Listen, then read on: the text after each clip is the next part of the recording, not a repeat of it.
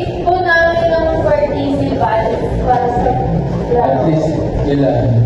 like mga Oh, sige. Ayan, si Lito at saka si Aldrin. Ayan. Hindi nakakat to, dire-diretso to. Naintindihan niyo po ba yung mechanics? Okay, first question. Ididikit ko lang yung picture o yung name, di ba? Okay. First, he is the national hero of the Philippines, was a prolific writer, poet, and novelist. His work played a crucial role in the Philippines Revolution against Spanish colonization. Ayan, tama.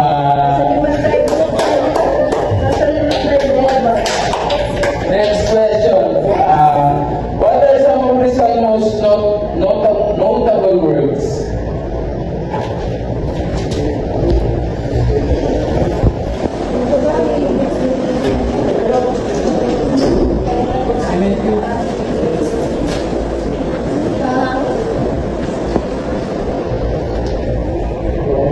Ayan, tama ulit. Essay. Next question. Ano ang dalawang famous novel na nagawa ni Rizal?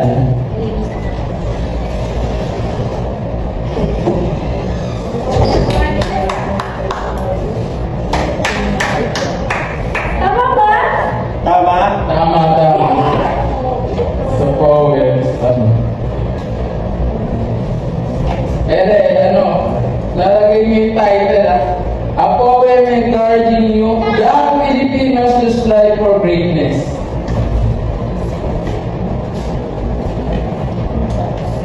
Yes, alright. Ilan yun? Isa lang? Dalawa. Ay, isa.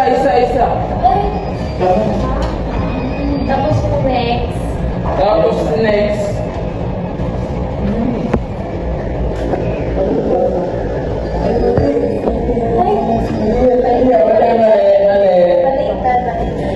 Mali.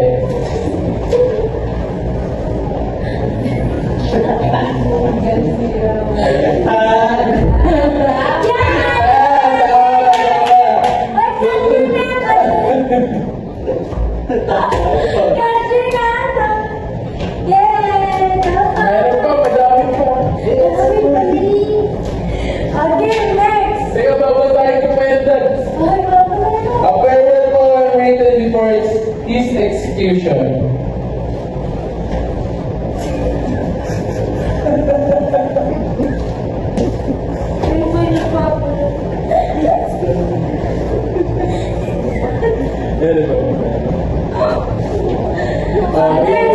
Dito naman tayo. Essay and other words naman. An essay analyzing why Filipinos were perceived as lazy under Spanish rule.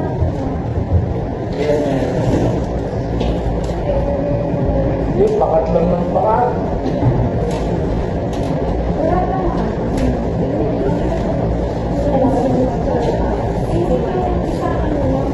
Okay, a political essay predicting the future of the Philippines.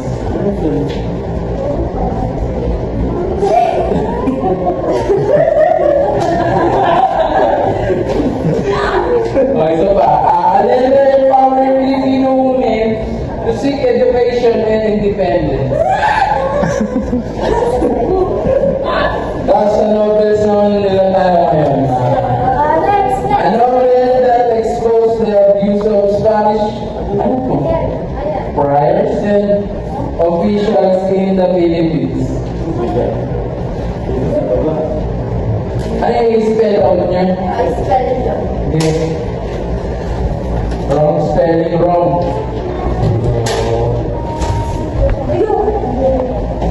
Pakita mo yung audience natin.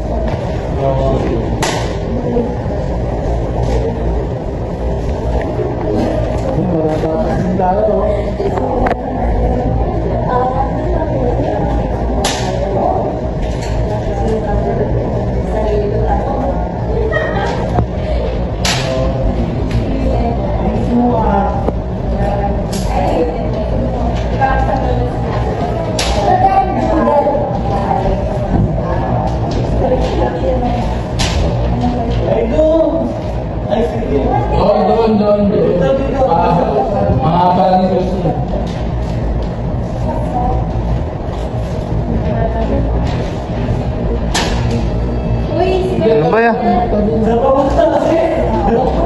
ka ba?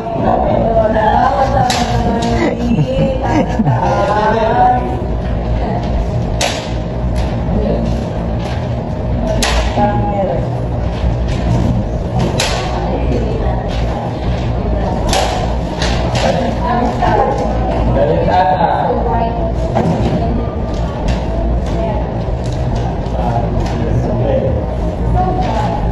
Ayan, tama na. Tama na sila.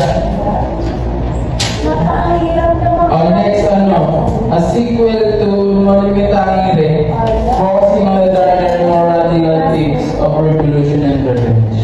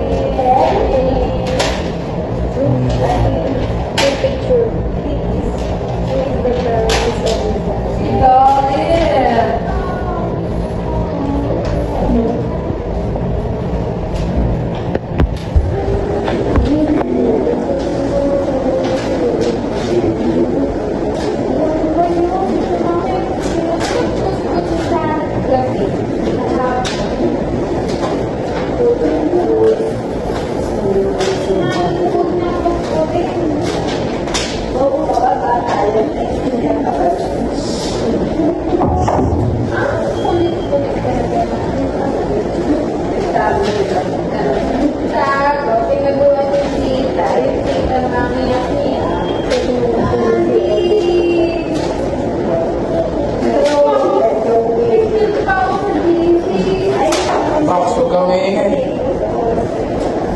Bibirahin ko ulo mo, Max.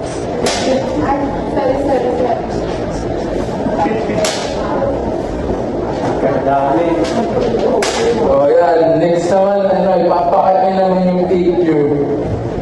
Picture naman. Picture ni Lolo. Okay, sino yung tatay ni Rizal? Ayan.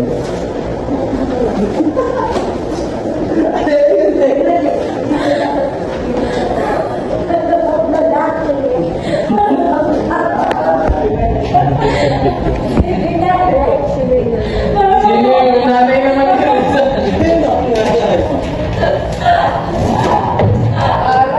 Konti na lang guys. Okay, tapos na. Thank you.